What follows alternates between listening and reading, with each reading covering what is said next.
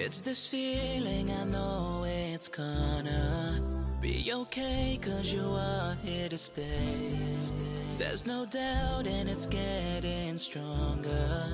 It's the path you have chosen for me. And I can't stop thinking about you. I know you're here by my side. You're the reason I feel so amazing. Thank you for being part of my life. Subhanallah, Alhamdulillah, I can't live without my deen. Subhanallah, Alhamdulillah, I can't live without my deen. Oh Allah, because of you I feel blessed. Because of you, oh Allah, because of you I feel blessed. Oh Allah, because of you I feel blessed. Because of you, oh Allah, because of you I feel blessed. You're a gift, and the more I discover, I found peace in my mind, body and soul.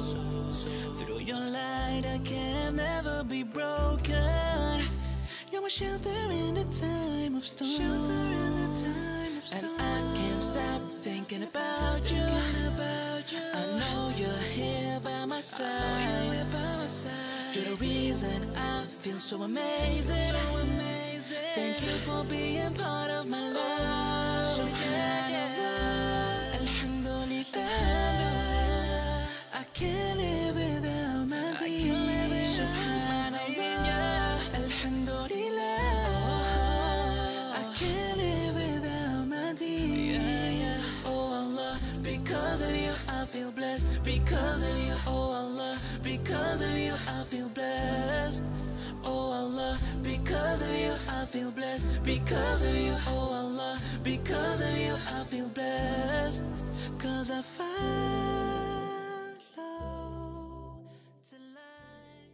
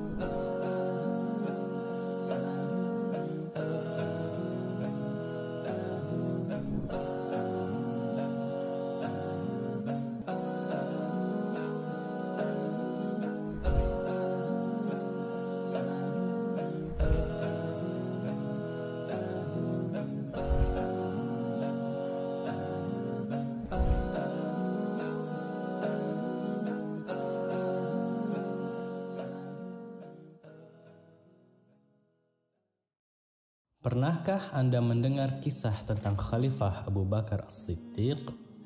Sebagai sahabat Nabi Muhammad SAW, ia dikenal sebagai sosok yang memiliki komitmen tinggi untuk berdakwah.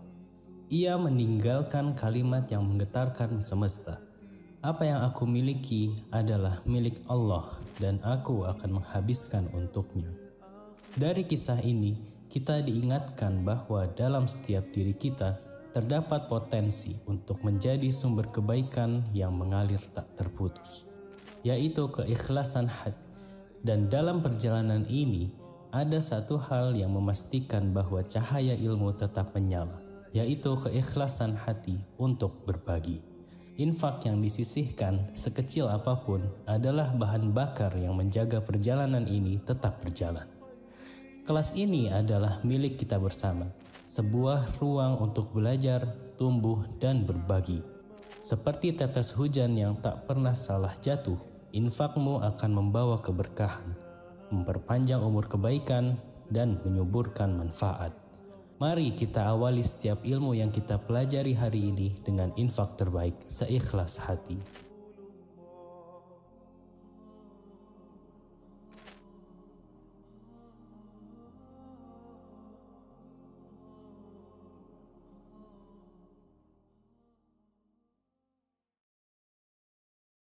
Baik, Bunda sudah siap ya? Kita siapkan catatannya terlebih dahulu. Sebelum mulai, kita sapa dulu ya gurunda kita. Assalamualaikum Buya. Assalamualaikum warahmatullahi wabarakatuh. Masya Allah, tabarakallah. Bagaimana kabarnya Buya? Alhamdulillah, dengan izin dan nikmat Allah sehat walafiat. Masya Alhamdulillah. Allah, tabarakallah. Alhamdulillah, senang banget lihat Buya. Masya Allah, terakhir ketemu kita di Ramadan Buya. Alhamdulillah, senang bisa Masya lihat Allah, Buya sebentar sehat. lagi dah Masya Allah. Ramadan lagi ya. Betul, Masya Allah. Semoga Allah sampaikan Ya, umur kita ya. Masya Allah, amin ya Allah, amin. Baik, Buya, sebelum dimulai, izin bertanya, kenapa kita boleh. harus bertahan, harus menghindari yang namanya fitnah di akhir zaman ini nih? Bagaimana cara melindungi? Boleh, Buya, sedikit? Baik, Bismillah. Terima kasih banyak bersama dengan Majelis Rasulullah ya. Kita sekarang mengucapkan terlebih dahulu kalimat pujian dan syukur seperti yang diajarkan oleh Rasulullah SAW kepada kita. Ayo sama-sama para hadirin hadirat mukmin mukminat kita baca Alhamdulillah bini'matihi tatimmus salihah. Artinya adalah segala pujian bagi Allah berkat nikmat yang Allah berikan kepada kita. Kita alhamdulillah terbimbing menjadi orang yang baik dan kita semua bisa mengamalkan amalan-amalan baik yang Allah sayangi, yang Allah cintai. Jadi kata Rasulullah, siapa yang mengucapkan kalimat ini minimal dalam satu hari, satu kali saja, Allah anggap hari itu hamba yang bersangkutan sudah bersyukur kepada Allah Subhanahu wa taala. Mari kita ulangi lagi, kalau belum hafal niatkan menghafalkannya ya. Alhamdulillah bini'matihi tatimmus salihah. Sudah hafal semua? Kalau sudah, banyakkan bacaannya ya, banyakkan mengucapkannya. Ada nikmat, apa saja bentuk nikmatnya yang bisa kita kerjakan, bisa kita nikmati, maka ucapkanlah Alhamdulillah bini'matihi tatimmus salihah. Kemudian salawat dan juga salam kita sama-sama haturkan di hari yang barokah ini, di pagi Jumat, di mana inilah hari yang teragung dalam seluruh hari yang ada. Kita sampaikan untuk Habibina wa Sayyidina Khatimil Anbiya wal Mursalin Muhammadin sallallahu alaihi wasallam. Allahumma salli ala Muhammad wa ala ali Muhammad kama sallaita ala Ibrahim wa ala ali Ibrahim fil alamina innaka Hamidum Majid. Hadirin ma'asyiral muslimin wal muslimat, hamba-hamba Allah yang kami muliakan. Tema yang diangkat pada hari ini adalah tema wasiat Rasul di akhir zaman. Apa kata Rasulullah? Isbiru. Di hadis yang lain, alaikum bis sabr. Ya, kamu wajib bersabar. Bersabarlah kamu. Bersabar itu kalau bahasa Indonesianya bertahanlah. Nah itu tadi kalau nggak salah tema kita apa tadi? Kiat bertahan ya dari huru hara dan fitnah akhir zaman. Ya, bertahan di tengah fitnah akhir zaman. Bertahan bahasa Arabnya atau bahasa syariatnya adalah as-sabr. Bersabarlah kamu. Apakah Rasulullah fa innahu sayati ala nasi zaman, maka sesungguhnya nanti kata Rasulullah sallallahu alaihi wasallam akan datang ke atas kamu satu zaman. Hari-hari yang kamu sedang jalani itu tidaklah lebih ringan, bahkan lebih berat daripada yang telah kamu lalui. Dan hari-hari yang akan kamu datangi, hari-hari yang akan kamu songsong, jauh lebih berat, lebih buruk daripada yang sedang kamu jalani. Maka kata Rasulullah SAW, isbiru fa innahu la ya'ti ala nasi zaman illa alladhi ba'dahu syarrun minhu hatta talqaw rabbakum. Bersabarlah kamu, sesungguhnya kamu akan menghadapi nanti zaman di mana orang yang hidup pada zaman itu hari-harinya terasa berat dan lebih berat daripada yang telah dilaluinya. Hari-hari yang akan dijelangnya akan jauh lebih berat, lebih buruk daripada yang sedang dijalaninya. Saudara dan sahabatku, dengan hakul yakin, 100%, hadis ini dimaksudkan Nabi Sallallahu Alaihi Wasallam adalah zaman now, zaman kita ini, di mana setiap apapun yang kita dengar beritanya bukan lebih baik, tetapi menuju kepada lebih buruk. Ya, kecuali satu hal, yaitu dalam keadaan lebih buruk ini umat ini bangkit. Umat ini menuju kepada pembebasan diri daripada tirani kezaliman yang ada. Umat ini menuju kepada pemberontakan dari kediktatoran yang ada. Ini fase keempat. Fase keempat ini adalah fase kediktatoran. Dan umat yang terpilih akan bangkit. Nah, umat yang bangkit ini yang akan memberikan kabar demi kabar gembira. Tapi selain itu, umat yang diam, umat yang pasif, umat yang hanya mementingkan ibadahnya saja, hanya sholat yang dia pedulikan, puasa, ya, kemudian amalan-amalan pribadi yang sebenarnya keuntungannya hanya untuk pribadinya saja. Umat macam ini akan mengalami hari-hari yang lebih buruk. Tapi umat yang bangkit akan memberikan kabar gembira kepada umat yang pasif, kepada umat yang nerimo atau dia tidak rela, dia tidak suka diperlakukan, mendapatkan keadaan seperti ini, tapi tidak juga ngapa-ngapain. Maka umat seperti ini hanya akan melihat bahwa kelompok atau pihak yang bangkit di sana di daerah di satu daerah tertentu itu telah diberi oleh Allah kemenangan, telah diberi oleh Allah kebaikan. Nah, kita kembali kepada topik kita, ya. Jadi yang kita bicarakan ini umat yang bangkit atau umat yang pasif. Dalam hal ini Al-Faqir Zulkifli Muhammad Ali lebih suka membedah tentang umat yang pasif dulu, yaitu kita-kita. Karena kita katakan kita pasif dalam hal ini, ya wilayah ruang lingkup kita bukan dalam porsi melakukan perlawanan, ya, tapi melakukan pertahanan. Kalau kita sekarang ini bertahan, ya. Di bertahan ini sesuai dengan topik kita. Bertahan di hari-hari fitnah di akhir zaman.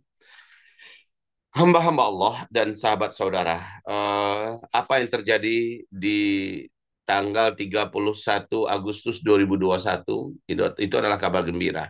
Yaitu saudara kita, para santri, para ustadz, para kiai, para dai yang bersatu padu membentuk basic perlawanan, ya, melawan tirani, akhirnya diberi oleh Allah taufik.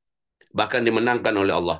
Mereka adalah Taifah Al-Mansurah, kelompok yang ditolong oleh Allah Subhanahu wa taala. Mereka bangkit melawan, yaitu pasukan santri yang disebut dalam bahasa Arabnya adalah Talibun atau Taliban di Afghanistan. Akhirnya perlawanan mereka tidak sia-sia karena Allah membersamai mereka dengan segala kekuatannya, dan itu sangat kecil dan hampa kekuatan musuh yang ada di muka bumi ini. Uni Soviet hancur, berkeping-keping 10 tahun perang melawan Uni Soviet. Setelah itu 20 tahun perang melawan Amerika Serikat dengan segala kekuatan yang diserahkan oleh Amerika, segala kekuatan militernya, medianya, ekonominya, teknologi tempurnya, bahkan disupport sepenuhnya oleh seluruh negara-negara besar Eropa yang tergabung di bawah payung NATO. Tapi para santri ini tetap diberi oleh Allah kemenangan. Akhirnya, Allahu Akbar, kita bisa melihat pada tanggal 16 Agustus 2021, seluruh kekuatan Barat yang hina ini keluar dalam keadaan menundukkan wajah mereka, kemudian mereka hanya pakai baju seragam dengan ransel. Semua apa yang mereka miliki, mereka bangun, mereka punya, mereka tinggalkan dalam keadaan dijadikan harta rampasan perang oleh para Taliban, yang pada akhirnya para Taliban ini berhasil mengibarkan bendera, dan itu adalah menjadi bendera negara, namanya Emirat Islamiyah Afghanistan. Sudah 3 tahun, ya. Jadi ini adalah kabar gembira. Bagi siapa kabar gembiranya? Bagi orang-orang beriman yang bertahan. Orang-orang beriman yang sebenarnya merasakan tekanan kezaliman ini sudah tidak mau lagi dia tanggung. Tetapi bagaimana? Nggak bisa untuk terus bertahan, udah nggak bisa. Ya, maaf. Terus dijalani udah nggak sanggup. Bantu tutup. Hadirin hamba-hamba Allah yang kami muliakan. Namun kabar gembira demi kabar gembira hanya dipersembahkan oleh pihak-pihak yang melawan pada akhir zaman ini. Dan dalam hal ini, alhamdulillah, persis seperti yang diceritakan dan digambarkan oleh Rasulullah, atau dalam bahasa hadisnya dinubuatkan oleh Rasulullah Sallallahu Alaihi Wasallam 1400 tahun yang lalu, bahwa pihak-pihak yang melawan itu adanya di Syam, ya, adanya di Khurasan, adanya di Syam. Syam itu adalah Suriah, Lebanon, Yordania, puncaknya adalah Palestina. Dan lihat apa yang terjadi di Suriah. Ya, di Suriah 8 Desember, hari Ahad, lebih kurang 12 hari yang lalu, ya. Kalau tidak salah, bukan, sudah 2 minggu, lebih ya 2 minggu yang lalu, kita mendengar berita yang sangat mengguncang dunia. Sampai hari ini berita ini masih percaya nggak percaya, tapi sudah terjadi. Ini adalah kabar gembira bagi orang-orang beriman tentunya. Kabar busyara. Karena mereka melihat siapa yang melawan di akhir zaman ini. Pernah nggak dengar kajian Buya tentang siapapun yang melakukan perlawanan, bangkit dengan berjihad, maka Allah pasti menangkan dia. Ini zaman kemenangan. Siapa yang bangkit dengan konsep, yaitu melawan tirani, kediktatoran, kejahatan, kezaliman dengan jihad, maka pasti Allah menangkan. Tapi ingat, bukan berarti kita harus di Indonesia, kita bangkit juga dengan jihad angkat senjata. Jihad itu banyak tingkatannya. Tingkatan jihad tertinggi itu memang angkat senjata. Ya. Tapi sebelum menuju angkat senjata, ada jihad-jihad yang lain yang juga akan Allah tolong. Jihad melalui media. Jihad melalui ekonomi. Jihad melalui kesehatan. Jihad melalui pendidikan. Jihad melalui politik. Jihad melalui budaya, ya, seni, pemikiran dan sebagainya. Maka jihad-jihad yang ada ini jika dijalankan dengan konsep jihad, pasti Allah akan tolong, pasti Allah akan menangkan. Mari kami bacakan dulu hadis Nabi SAW berikut ini. Hadis ini diriwayatkan oleh Imam Ahmad dan At-Tabrani, dinyatakan sahih oleh Syekh Muhammad Nasruddin Al-Albani. Apa kata Rasulullah SAW? Awalu hadzal amri nubuwatun wa rahmah. Awal urusan ini diawali dengan kenabian, dan itu adalah dipenuhi dengan rahmat. Kenabian itu adalah beliau. Diutusnya beliau sebagai nabi dan rasul di usia 40 tahun, itu adalah awal yang penuh berkah. Ya. Dan ini berlangsung selama 23 tahun.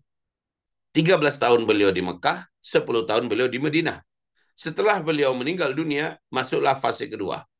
Jadi beliau melanjutkan, summa takunu khilafatan wa rahmatan. Kemudian setelah itu disambunglah dengan fase kedua, yaitu fase kekhalifahan. Dan itu adalah rahmat dari Allah Subhanahu wa ta'ala. Diisi semuanya dengan rahmat. Di masa kekhalifahan ini, yang waktunya adalah 30 tahun, Allah izinkan Islam menaklukkan 2/3 dunia. Tumbanglah Bizantium Romawi, tumbanglah kekaisaran Romawi, ya. Kemudian juga begitu juga di sebelah timur Persia. Tumbang seluruhnya, Islam yang akhirnya memimpin dunia di fase kedua. Fase kedua ini 30 tahun.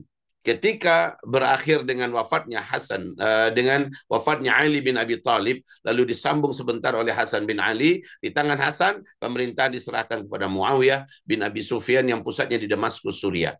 Sejak saat itu, masuklah kepada fase ketiga. Lalu Rasulullah mengatakan, "Tsumma takunu mulkan atau mulukan warahmah."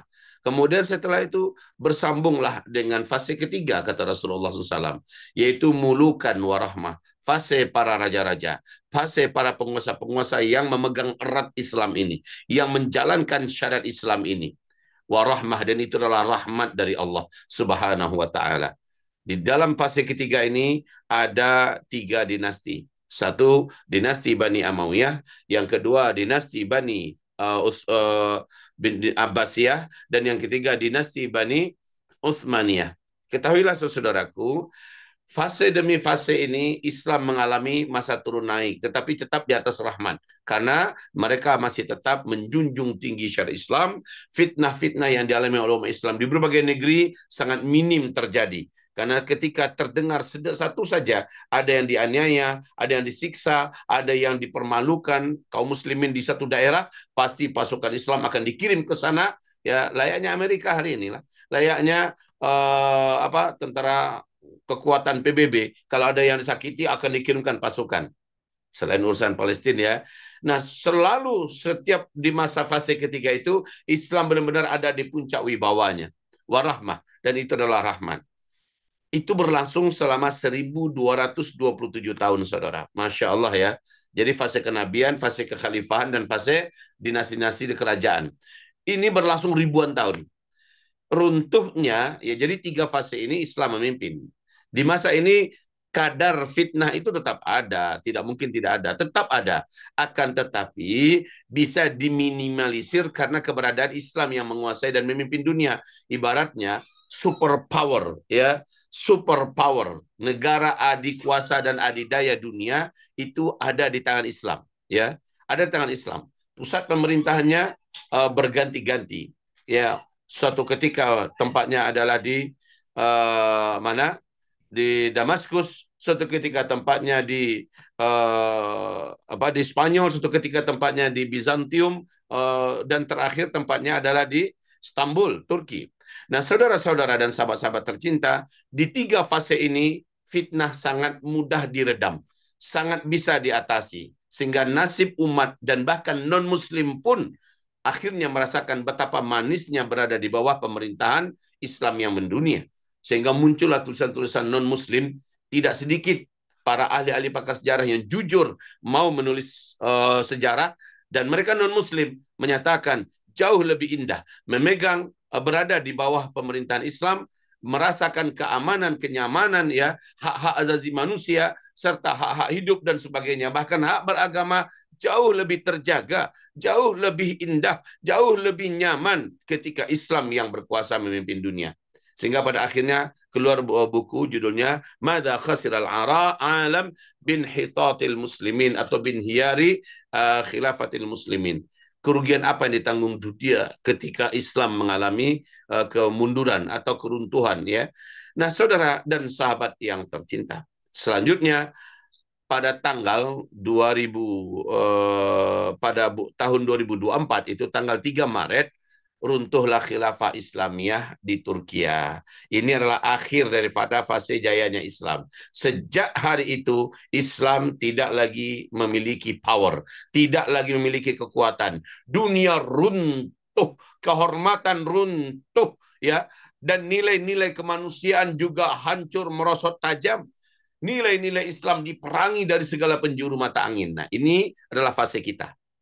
Tanggal 3 Maret 1924 sampai hari ini, hadis yang disebutkan Nabi dari awal tadi, kitalah orang-orang yang merasakannya. Hari demi hari lebih berat daripada yang telah dilalui. Jadi ketika Islam sudah tidak punya lagi kekuatan, sudah tidak punya lagi power, sudah tidak punya lagi kehormatan yang bisa dianggap, akhirnya orang-orang luar sana, orang-orang kafir, orang-orang yang memegang kekuatan dan kekuasaan dunia bisa melakukan apa saja kepada umat Islam. Umat Islam dijajah, umat Islam dirampok harta kekayaannya, umat Islam diinjak-injak kehormatannya, dimurtadkan secara paksa, seperti yang terjadi pada hari ini di Republik Rakyat Tiongkok, ya, yaitu daerah Muslim yang terkenal ribuan tahun sebagai daerah yang sangat kuat Islamnya, yaitu Turkistan Timur atau Xinjiang. Bangsanya bangsa Uighur. Kita dengar bagaimana mereka pada hari ini mengalami fitnah yang amat sangat dahsyat. Kami alhamdulillah bersahabat dekat dengan banyak tokoh-tokoh dan ulama Uighur di Istanbul, Turki. Kami berteman dengan mereka ketika kami masih di Mesir, ketika kami di Libya, kami bisa berkomunikasi. Dan pada hari ini pun kita dari Uzmakar menyalurkan bantuan-bantuan infak fisabilillah untuk, ya, mencetak kembali generasi Rabbani yang sedang menuntut ilmu tafaqquh fiddin di Turki, di Mesir, dan di mana-mana. Kita salurkan bantuan kepada mereka. Bekerja samalah Uzmakar dengan lembaga resmi mereka, lembaga keulamaan mereka, lembaga ibaratnya basnas mereka dan sebagainya. Baru-baru ini kami baru menyerahkan kepada mereka lagi bantuan kami gelombang ke-6 untuk mereka. Alhamdulillah. Saudara dan sahabat yang tercinta. Jadi itu salah satu contoh bagaimana Islam terfitnah betul. Untuk yang ada di Turkistan Timur hari ini tidak bisa bernafas. Tidak bisa mewujudkan dan menampakkan Islam dan iman mereka. Tidak bisa. Mereka dipaksa secara sistematis untuk murtad. Sebenarnya pilihan bagi bangsa Islam yang ada di dalam Turkistan Timur yaitu keluar. Tapi keluar pun nggak bisa, ini masalahnya. Paspor nggak dikasih, kemudian mereka tidak bisa melaksanakan ibadah di dalam, dan mereka juga dipaksa diintip siapa yang ketahuan puasa, dianggap dia adalah radikal, dianggap dia adalah ancaman negara, dianggap dia adalah musuh, dianggap dia adalah teroris, ya. Siapa yang pakai jilbab, siapa yang bahkan bahasa pun nggak boleh lagi pakai bahasa Turkistan Timur, tidak boleh lagi pakai bahasa bangsa Uighur. Itu di Turkistan Timur, ya, yang sekarang dikuasai oleh Cina yang dikuasai oleh Republik Rakyat Tiongkok. Lihat ke India. Di India 250 juta. Sama kaum muslimin di sana, ya Allah ya Rabbi. Ini bahayanya ketika Islam tidak lagi memimpin. Saudara-saudara kita di tempat-tempat yang dipimpin oleh orang-orang yang memang anti kepada Islam, ya, mereka betul-betul dihancurkan. Agamanya ditekan, dimurtadkan, fisiknya disakiti, harta kekayaannya dirampok, dirampas, dan lingkungan yang harus dihadapi lingkungan super jahiliyah yang bertolak belakang dengan nilai-nilai agama kita. Inilah fitnah itu. Nah, bagaimana cara bertahannya? Nanti kita sebutkan. Yang penting Nabi berkata, bertahanlah kamu, bersabarlah kamu. Lanjut ya. Jadi di India pada hari ini sudah dikeluarkan peraturan Muslim tidak punya hak, tidak punya wewenang untuk mendapatkan kewarganegaraan. Berarti tak akan dikasih visa, tidak akan dikasih paspor, tidak akan diberikan perlayanan, dianggap kasta terendah yang bisa dibunuh kapan saja. Dan itu mereka lakukan. Kaum muslimin di sana mereka sakiti sedahsyat-dahsyatnya. Dan ini adalah penderitaan yang dialami oleh saudara kita di India. 250 juta menderita, digebukin rame-rame seperti anjing gila. Ya, di tengah pasar mereka juga dipermalukan dan sebagainya. Iman di sana itu sangatlah berat dipertahankan. Saudara dan sahabat tercinta. Kemudian, tapi sejauh ini ingat ya, saudara kita di sana mampu dan terus berjuang untuk bisa mengamalkan hadis Nabi. Bertahanlah. Sepahit-pahit keadaan di India, lebih pahit lagi di Cina. Ya, yang ada di Turkistan Timur tadi, seperti yang kami uraikan. Lihat bagaimana saudara kita di Kashmir. Lihat bagaimana saudara kita di Kamboja. Lihat bagaimana nasib saudara kita yang ada di berbagai belahan bumi saat ini. Oh, kalau kita cerita bahkan di negeri-negeri yang katanya Muslim, seperti di Mesir. Ya Allah, apa yang kita saksikan hari ini di Suriah, saudara-saudaraku, dari kebiadaban Bashar Assad, maka Mesir lebih biadab daripada itu memperlakukan kaum muslimin yang beragama kuat, ya. Ditangkap, dipenjarakan, dicap sebagai teroris, ya, ekstremis ancaman negara, para pengguling kekuasaan dan sebagainya, padahal mereka hanya menjalankan agama. Mereka mendapatkan fitnah yang hebat, dimasuk penjara, disiksa, ya. Siapa yang bertanya pun ikut hilang. Siapa yang mencari informasinya, yang mencari informasi akan ditangkap, diculik, kemudian dimasukkan penjara. Berat, saudaraku. Ini Mesir. Bagaimana dengan negara-negara lain? Sama, maaf ini. Kalau kami katakan di mana agama yang menurut saudara dan sahabatku kuat hari ini? Di Arab. Maka seluruh negeri Arab pada hari ini membungkam hak bicara para ulama. Bicara sedikit saja masalah politik, ditangkap tuh ulama. Bicaralah sedikit saja tentang masalah syariat Islam, apalagi bicara masalah khilafah Islamnya, pasti akan berakhir riwayatnya di sana. Saudara dan sahabat tercinta, kalau kita lihat sekarang ini, Indonesia dalam hal ini demi Allah masih surganya Islam. Kita katakan surganya Islam. Sementara kondisi udah seperti ini, Buya. Sudah seperti ini kondisi Islam di Indonesia masih dianggap surganya. Iya, bila dibandingkan dengan seluruh negeri-negeri di luar sana. Maka kami yang sudah diizinkan Allah melanglang buana, berdakwah ke berbagai negara, Allah kasih lihat kepada kami dari dekat. Betapa kami pada akhirnya mengucapkan Alhamdulillah. Indonesia walaupun begitu, walaupun di zaman pemerintahan yang kemarin, nggak tahu sekarang ya, insya Allah sekarang lebih baik mudah-mudahan, amin. Di zaman yang kemarin ini kita merasakan bagaimana Islam dan kaum muslimin luar biasa mengalami tekanan, dakwah mengalami impitan dan berbagai macam bentuk kemunafikan, dipaksakan dan orang-orang jahat menjadi di depan dan sebagainya. Itu dianggap masih surganya Islam untuk dibandingkan dunia. Masya Allah. Indonesia masih dianggap surganya Islam. Dakwah masih leluasa, alhamdulillah, ya. Walaupun begitu tentu saja karena Indonesia juga bukan negara Islam, ya, maka tidak disaring, tidak disortir, ya. Apa-apa yang boleh diajarkan, apa-apa yang boleh masuk ke Indonesia ini dan aliran apa yang muncul itu tidak mendapatkan tindakan cepat. Kalau ada yang ngadu ya dibiarkan saja berkembang. Kalau ada pengaduan baru diproses. Itu pun agak bertele-tele. Setelah diproses dilepas lagi dan orang ini masih bisa melanglang buana petentang-petenteng ke sana kemari. Saudara dan sahabat tercinta. Jadi kita sekarang ini benar-benar menghadapi fitnah yang dimaksud Nabi di akhir zaman. Nah, bagaimana cara bertahannya? Ketika kita tahu dan sadar, yang paling terancam itu adalah iman kita. Karena yang paling berharga dalam hidup ini adalah iman. Yang paling berharga dalam hidup ini adalah iman. Ketika iman masih ada, insya Allah dimanapun kita berada, kita masih tetap terjaga, ya, kita masih tetap terpelihara dimanapun kita berada karena ada iman. Ketika kita sedang di Korea, ketika Korea Selatan, ketika kita sedang di Jepang, ketika kita sedang di Kanada, ketika kita sedang di Prancis, di Paris, di Bali, dimanapun kita berada, karena ada iman, kita tetap takut kepada Allah Subhanahu Wa Taala. Ini hebatnya kalau masih ada iman. Wazi'di ini masih tersimpan dalam dadanya. Maka dimanapun dia berada, dia akan tetap menjaga identitasnya. I'm a Muslim. Saya adalah Muslim. Contoh, ada seorang kader kami di Payakumbuh ini. Alhamdulillah sekarang dia sudah menjadi sukses luar biasa. Beliau sekarang sudah menjadi peternak ayam yang ayamnya sudah sampai angka jutaan ya. Masya Allah. Orang ini ketika berangkat kuliah dulu ke Sydney, ke Australia, dia ngekos dengan ibu kos. Karena ada iman di dalam dadanya, dia bisa memperlihatkan I am a Muslim yang harum. Yang menyebabkan kawan-kawannya, sahabat-sahabatnya yang ada di kampus, seluruhnya angkat topi kepadanya, hormat. Karena kalau masuk waktu sholat, dimanapun dia pasti sholat. Dia bawa sejadah. Dimanapun, bahkan di tempat-tempat yang nggak kebayang oleh orang bahwa situ orang akan ada yang sholat, dialah orangnya. Ketika di kawan-kawannya semuanya minum alkohol, minuman memabukkan, dia tetap mengatakan no. Tidak, I am a Muslim. Ya, ini karena ada iman. Karena ada iman. Orang tuanya, orang tua yang beridentitas Muslim yang kafah. Alhamdulillah. Jadi pada akhirnya, anak muda ini menginspirasi sehingga menjadikan apa yang dilakukannya, sifatnya dan akhlaknya menyebabkan beliau menjadi contoh teladan terbaik. Ya, tersentuhlah hati teman-temannya, orang-orang lingkungannya. Akhirnya banyak orang-orang yang ingin belajar Islam dan ingin mengetahui Islam dan masuk Islam. Beliau pun pulang. Setelah beberapa tahun beliau mencoba merintis usaha dan akhirnya beliau berumah tangga, menikah. Datang ibu kosnya.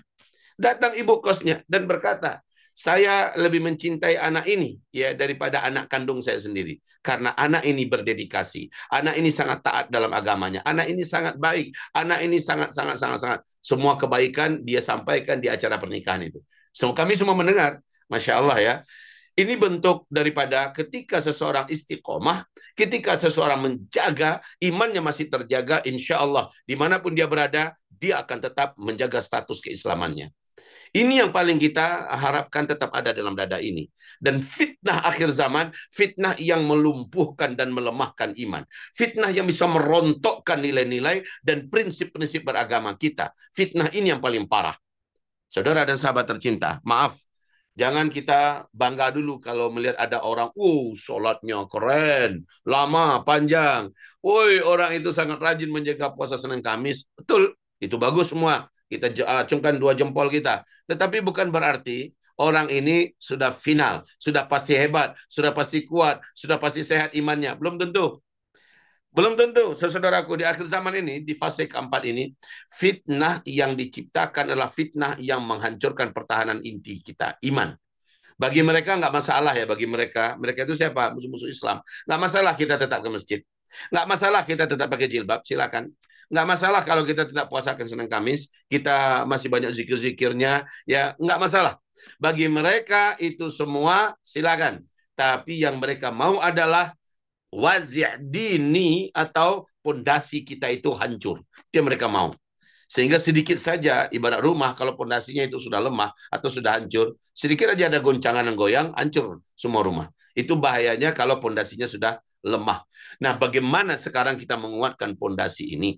Bagaimana cara kita bertahan? Setelah kita tahu fitnah itu ternyata target utamanya adalah iman. Sehingga kata Rasulullah SAW, pada puncaknya nanti, di saat-saat itu, di masa itu adalah orang yang hari ini masih ada iman, siangnya datang hantaman badai, fitnah, ya, dan dia karena pondasinya sudah lemah, sudah rapuh, sudah tidak kuat, akhirnya tidak bisa bertahan, sorenya sudah kafir. Pernah dengar hadis ini kan? Sering, sangat sering dibacakan dan digaungkan oleh para ulama-ulama kita. Paginya masih beriman, siangnya dihantam oleh ujian dan fitnah, kemudian sorenya sudah kafir. Ada sorenya yang masih ada iman menurut Allah, masih diakui dia beriman, ya. Ternyata malamnya datang hantaman dan badai fitnah. Macam-macam badai fitnah itu. Apakah berbentuk jabatan, apakah berbentuk fulus, apakah berbentuk wanita, apakah berbentuk pemikiran, apakah berbentuk tekanan, ancaman yang menyebabkannya besok pagi sudah murtad. Ya, besok pagi sudah hilang imannya. Status agamanya di KTP tetap Islam. Status agamanya di paspor tetap Islam. Statusnya, dan dia sendiri, orang lingkungannya juga tetap mengakui dia adalah Muslim. Tapi dari apa yang sudah dilakukannya, diucapkannya atau diyakininya, dia sudah membatalkan 2 kalimat syahadatnya. Dia sudah membatalkan keislamannya. Jadi orang murtad itu, saudara, tidak harus selalu pindah agama ya. Tidak. Tidak harus selalu pindah dari agama ini, agama Islam ke agama anu. Enggak. Ada 10 pembatal keislaman menurut ulama Ahlus Sunnah wal Jamaah. Yang lain ada mengatakan 13 pembatal keislaman atau pembatal syahadat, penghapus iman, dan seterusnya. Apapun itu, saudara dan sahabat tercinta, tidak dianggap kita benar-benar ya wajib mengetahui apa itu yang 10 itu, apa itu yang 11 itu, apa itu yang 13 itu, agar kita memastikan iman kita selamat dari yang 10 itu atau dari yang 13 itu.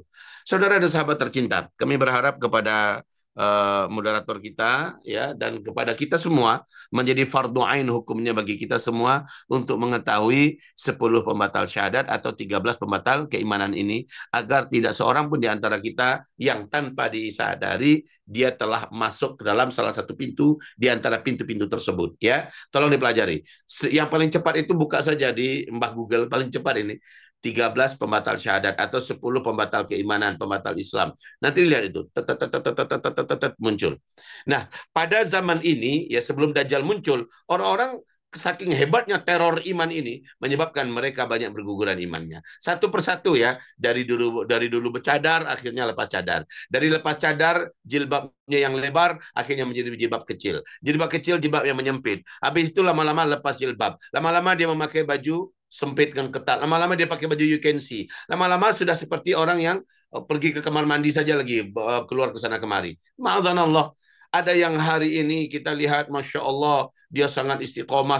Tahu-tahu nanti sudah berubah. Sudah menjadi orang yang seperti tidak pernah kita kenal. Dan ini adalah fitnah akhir zaman. Baik, sekarang masuk pada isi daripada ini. Lalu bagaimana caranya kita bisa bertahan di hari-hari fitnah ini? Cara kita bertahan pada hari-hari fitnah ini ada di dalam kitab yang ditulis oleh ulama besar dunia dari Yaman, namanya Syekh Abdul Majid Az-Zindani. Beliau ulama yang meninggal di usia lebih kurang 92 tahun ya. Dan beliau waktu meninggal itu Al-Fakir ada di Turki. Kalau nggak salah itu bulan April, tanggal 24 ya. Nah, tanggal 22-nya beliau meninggal dunia. Kami tanggal 22 itu baru mendarat di Bandara Sabiha Airport Internasional di Istanbul. Saat kami disongsong oleh bagian yang menjemput, beliau mengatakan hari ini 2 ulama dunia meninggal bersamaan. Yang pertama Syekh Abdul Majid Az-Zindani dari Yaman yang mendapatkan soka politik oleh Turki, dan yang kedua adalah Syekh Mahmud Afandi ya. Dan kedua-duanya adalah orang yang sangat dicintai oleh dunia Islam. Meninggal di hari yang sama. Tanggal 23-nya, nah saya ikut menyolatkan di pagi hari bersama Erdogan juga, menyolatkan di Masjid Fatih ya, disolatkan jutaan manusia hadir.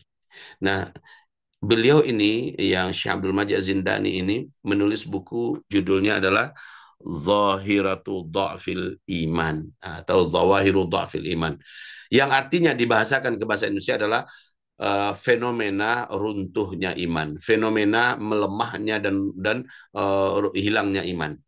Di sini beliau menyampaikan penyebab-penyebab iman ini bisa melemah, karena yang menjadi target utama dari fitnah akhir zaman itu adalah iman. Nah, sekarang beliau menyampaikan kenapa iman ini melemah. Yang pertama, kalau sudah lemah, dia dapat serangan apa saja sangat mudah jatuhnya. Ibarat daya tahan tubuh ini kalau sudah lemah, sedikit saja kena hujan langsung sakit, sedikit saja kena angin langsung sakit, sedikit aja kena sesuatu yang langsung sakit. Ya, jadi bahkan sakitnya bisa membawa kepada kematiannya. Dan ini yang kita khawatirkan itu. Nah, apa-apa saja yang bisa menyebabkan iman melemah? Dengan kita tahu penyebabnya, kita tahu antisipasinya ya. Yang pertama kata beliau, satu, yaitu menjauh dari ulama. Nah, ini yang pertama, menjauh dari ulama. Ulamanya ulama yang benar, ulama warasatul anbiya. bukan ulama kucing aye kata orang Padang. Ulama kucing aye itu adalah ulama munafik, ulama-ulama penjilat, ulama-ulama yang berjalan di belakang amplop, ulama-ulama yang berjalan di belakang kepentingan jabatan kekuasaan. Naudzubillah. Ulama yang akan didekati, ulama yang selalu kita rapat dengannya, betul-betul kita memuliakannya dan kita dengarkan petuah nasihatnya, kita hadiri kajian-kajiannya, adalah ulama-ulama yang rabbani.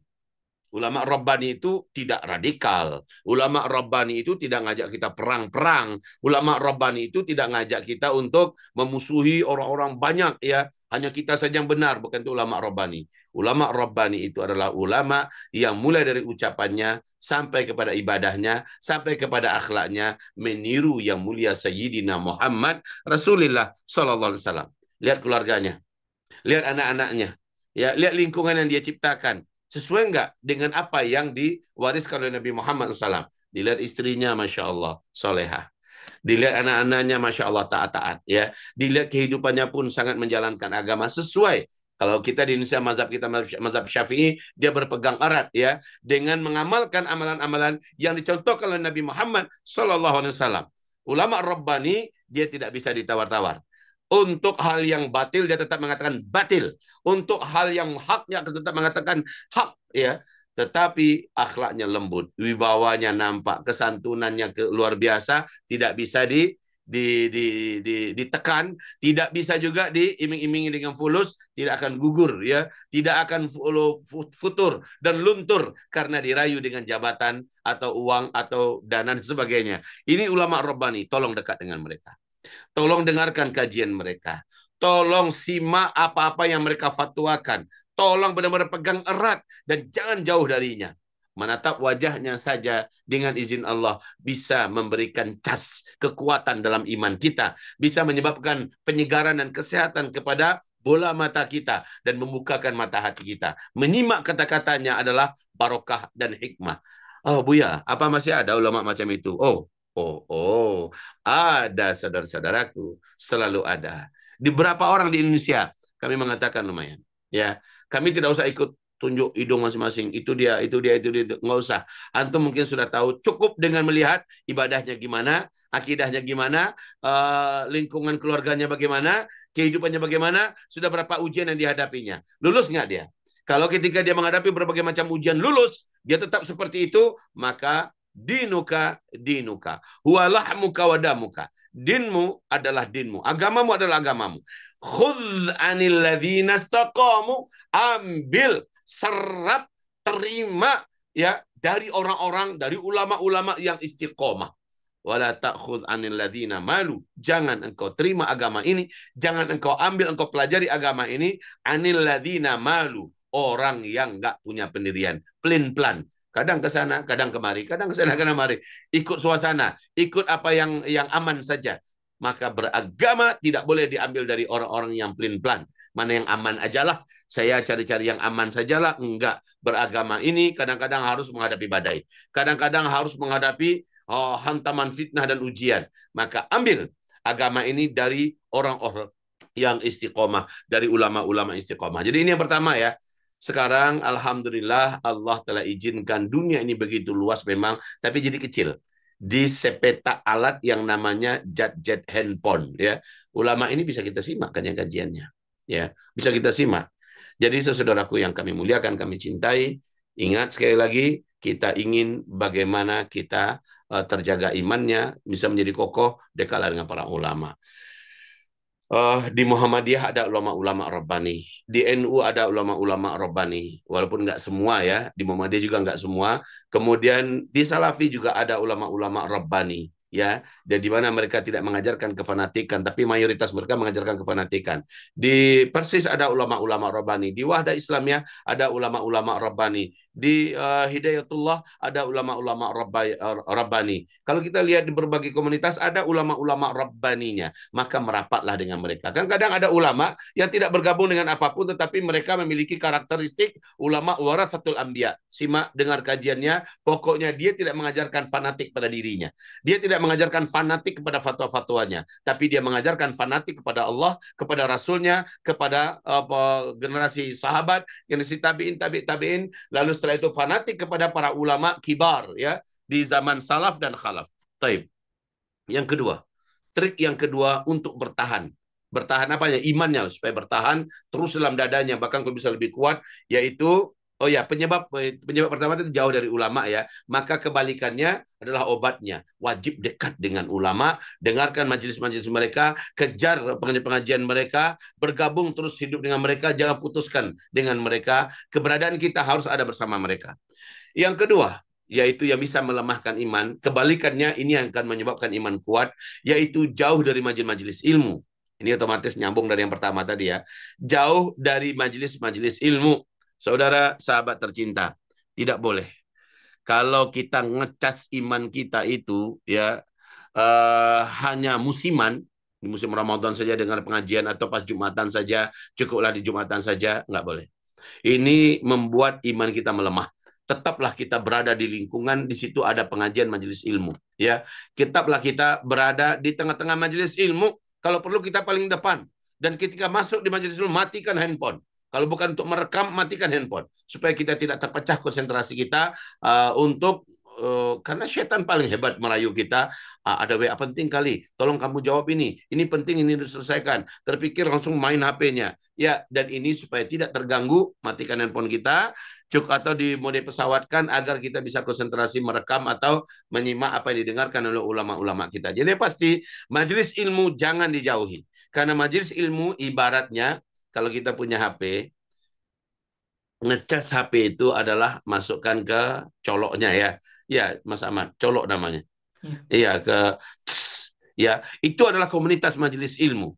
Ketika kita berada di situ, apakah yang disampaikan di sana itu adalah hal-hal baru atau hal yang dah lama yang biasa kita dengar atau tidak? Keberadaan kita karena Allah SWT di majelis ilmu saya sudah bisa mengecas iman kita, menguatkan iman kita kembali. Daya baterai kita mungkin sudah 15, 10, 7 ya, dicas. Dengan dicas itu kembali naik, terus nambah. Makin lama makin baik. Dan supaya tidak terganggu, apa saja yang bisa mengganggu, matikan dulu. Ya, stop dulu. Itu yang kedua. Jangan jauh dari majelis ilmu. Ketika dengar, Masya Allah, ada kajian. Ada kajian tabligh akbar. Ada kajian fikih. Ada kajian tafsir. Ada kajian hadis. Ada kajian hadirilah. Ya, hadirilah. Dan pastikan kita benar-benar menyediakan waktu wajib dalam hidup ini mendengar pengajian. Buya yang disampaikan itu aja Buya. Enggak apa-apa. Sekali lagi enggak apa-apa. Walaupun itu saja yang disampaikan. Oke, itu yang kedua ya, dengarkan kajian. Nah, ini kalau ada di sekitar daerah kami, ya, kita sekarang kedatangan guru besar ini dari Tarim, Yaman. Beliau adalah mudir markas Imam Syafi'i di Tarim, Yaman ya. Kader-kader kami yang terbaik dari Sumatera Barat kita kirim dan diasuh oleh beliau bersama dengan syekh-syekh kita yang lainnya. Dan beliau hadir ke Sumatera Barat di ujung tahun ini atas undangan kami, dan kami minta agar beliau berkenan juga mengisi kajian dan beliau memberikan kajian spesial fikih Syafi'i, Tadabbur Pasutri Surgawi. Ya, tadabur pasutri surgawi, yaitu pasangan suami istri yang kelak akan membina rumah tangga sampai ke surga. Bagaimana fikihnya, hak dan kewajiban tentang masalah ini, beliau akan uraikan dalam pengajian nanti malam. Ya, nanti malam. Mungkin nanti kajian ini akan kami rekam total. Setelah itu kami masukkan ke Uzma Media TV channel kita. Silakan nanti disimak juga kalau ada yang mau menyimaknya. Mungkin kami bagi dan langsung saya sebagai moderatornya, beliau sebagai guru kita yang menyampaikan keilmuannya. Barakallahu fikum.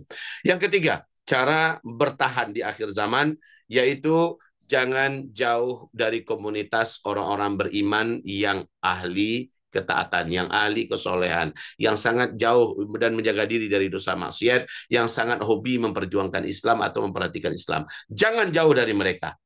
Jauh dari mereka menyebabkan iman kita rapuh, menyebabkan iman kita menjadi luluh, menjadi runtuh, menjadi futur. kita akan melemah kalau kita jauh dari komunitas orang-orang beriman.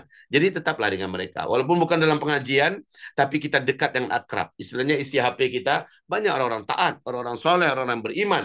Orang-orang yang memang ke depan insya Allah di akhirat, kita harapkan mereka bisa membantu kita. Di akhirat mereka bisa mencari kita ya. Banyaklah berteman dengan orang-orang macam ini. Karena kalau engkau ingin tahu seseorang, lihat siapa temannya. Dengan siapa dia berteman. Lihat. Kalau engkau ingin tahu bagaimana seseorang, lihat siapa yang ditemaninya. Siapa yang dijadikan sahabatnya. Siapa yang dijadikan mitra hidupnya. Lihat. Dengan itu kita bisa menilai orang itu. Almar'u ala dini khalilihi. Seseorang agamanya tergantung kepada dengan siapa dia berteman. Jadi dengan ini kami pastikan kepada saudara sahabat tercinta, tolong pastikan jangan lepas dari jamaah dan jangan pernah kita bersendirian hidup ini atau jangan pernah kita tidak mendampingi hidup kita, tidak berdekatan dengan orang-orang yang taat dan soleh, berdekatan walaupun fisik mungkin berjauhan, tetapi kita selalu berkomunikasi dengan mereka. Yang bicarakan agama. Imam Hasan Al-Basri berkata, ikhwani ahabbu ilayya atau ahabbu ila qalbi min ahli. Fa ikhwanini yudzakiruna Allah, fa ahli yudzakirunani ad-dunya. Saudara-saudara seagamaku, saudara-saudara sepergaulan dan sahabat-sahabat seimanku, lebih aku cintai, lebih aku sayangi daripada keluarga kandungku sendiri. Kenapa? Karena saudara-saudaraku selalu mengingatkanku akan Allah, selalu mengingatkan aku tentang agama, tentang iman, tentang ilmu. Sementara keluargaku selalu mengingatkan aku tentang dunia dan dunia, capek. Itulah kalau dengan keluarga. Maka Hasan Al-Basri, seorang ulama yang sangat rabbani, ulama yang benar-benar layak kita dengarkan fatwa dan kajiannya, beliau berpesan, dekat dan rapatlah engkau dengan orang-orang beriman dan jangan menjauh dari mereka. Yang keempat, supaya iman kita bertahan di masa-masa fitnah ini adalah jangan biarkan diri kita berlama-lama di lingkungan maksiat. Ya, jangan berlama-lama kita di lingkungan maksiat. Antitesanya ya adalah bahwa setiap orang yang tinggal di lingkungan yang tidak baik, kalau dia ingin agamanya baik, tolong usahakan dia bisa hijrah. Kalau dia nggak bisa mewarnai tempat itu menjadi warna yang baik, menjadi warna yang islami, maka hijrahlah dari sana. Jangan bertahan di situ. Maka lama-kelamaan kita akan menganggap dosa dan maksiat itu adalah sesuatu yang ada, itulah hak mereka, biar aja, yang penting kita nggak buat. Lama-lama gitu kualitas kita jadinya. Dan pada akhirnya mungkin kalau tidak kita yang berubah, anak-anak kita yang akhirnya keprosok masuk ke dalam lubang-lubang maksiat itu. Jadi hijrahlah, pindah dari teman-teman yang tak baik kepada teman yang baik, pindah dari lingkungan tak baik kepada lingkungan yang baik, pindah dari kerjaan yang berbahaya untuk agama kita kepada kerjaan yang baik, dan seterusnya. Mungkin karena waktu ya, diingatkan kami tadi bahwa waktu kita sudah habis ya, terpaksa kita harus mengakhiri sampai di sini. Sebenarnya masih ada lebih kurang 3 atau 4 lagi, tapi kami bacakan saja ya. Yang kelima yang bisa melemahkan iman kita dan bagaimana cara kita bisa bertahan kuat adalah berlama-lama kita dalam mengurus dunia. Ya, punya dagang kelamaan dari pagi sampai malam, dagang aja terus ya, sehingga ini akan menjadikan hati kita berlama-lama larut. Berlama-lama kita dalam mainan, bermain dengan mobil-mobil mewah, ya, dengan bermain dengan HP, nonton video apa, walaupun nggak dosa yang kita lihat, tetapi karena main terus, maka ini akan membuat futur. Kebalikannya, ini akan membuat iman ini menjadi kuat dan bisa kita bertahan di tengah beratnya dan ujian yang sangat melanda ini. Dan yang ketujuh adalah bila kita, maaf ya, agak sedikit lama di negeri kafir, ya, di negeri kafir yang ahli maksiat, seperti saudara kita yang ada di berbagai belahan dunia. Di negeri kafir itu, bila saja kita tidak berdakwah di sana, tidak kita bentuk komunitas dakwah dan tidak bergerak untuk kepentingan agama, dipastikan kita tidak akan mampu bertahan. Iman kita tidak akan bisa terjaga dengan baik. Jadi cara yang terbaik adalah buat komunitas dakwah di sana, bangunlah kekuatan dakwah di sana, maka insya Allah kita tercas di sana. Tapi kalau sudah agama ini terancam di sana, kita sudah tidak bisa berdakwah di sana, haram tinggal di sana. Apalagi negaranya ikut memerangi Islam, ikut membantu Israel dan membantai kaum muslimin di Palestina, haram tinggal di sana. Oke? Baik saudara sahabat tercinta, mohon maaf lahir batin. Barakallahu fikum. Semoga Allah pertahankan iman kita dalam dada ini. Semoga kita semua tetap tidak lari dari jalan Shiratal Mustaqim. Semoga setiap kita tetap merapat dengan ulama-ulama Rabbani kami tetap mendengarkan kajian-kajian ilmu dan tetap ada di tengah-tengah komunitas orang-orang soleh yang beriman. Amin ya Allah ya Rabbal Alamin. Billahi taufiq wal hidayah. Subhanakallahumma wa bihamdika asyhadu an la ilaha illa anta astaghfiruka wa atubu ilaik. Wassalamualaikum warahmatullahi wabarakatuh. Waalaikumsalam warahmatullahi wabarakatuh. Alhamdulillah kami ucapkan jazakallah khairan katsiran kepada Buya yang telah menemani kami, yang telah memberikan masalah ilmu pengetahuan kepada kami. Semoga dengan beliau mengingatkan kami kepada akhir zaman, dekat dengan ulama, kemudian dekat dengan majelis ilmu, ya komunitas Soli seperti webinar spesial apa Meaningful Voice ini ya ibunda semuanya ya. Juga lindungi diri dari lingkungan, memberi warna atau tidak. Kalau misalnya tidak bisa memberi warna, maka bisa hijrah gitu. Masya Allah tabarakallah. Alhamdulillah, semoga Allah senantiasa memberikan kesehatan dan juga Allah senantiasa memberi keberkahan, dimudahkan urusannya. Amin ya Allah ya Rabbal Alamin. Baik Ayah Bunda semuanya, kami mengajak kembali kepada Ayah Bunda, sahabat-sahabat yang hadir pada pagi hari ini untuk bisa sama-sama besok ya ikut di kajian duha bersama Ustadz Indra Firmansyah ya tanggal 28. Jadi insya Allah sesi tanya jawab akan lebih panjang dikarenakan waktu ya Buya harus melakukan aktivitas ya. Insya Allah kita doakan sama-sama semoga senantiasa Buya disehatkan oleh Allah. Amin ya rabbal alamin. Insya Allah mohon doanya Bu Sri Mulyani semoga eh, Buya bisa melanjutkan materinya nanti. Alhamdulillah. Baik. Baik, alhamdulillah ya Bunda semuanya. Untuk yang ketinggalan kajian Buya tadi, insya Allah nanti kita kasih rekamannya ya di YouTube. Barakallah, alhamdulillah.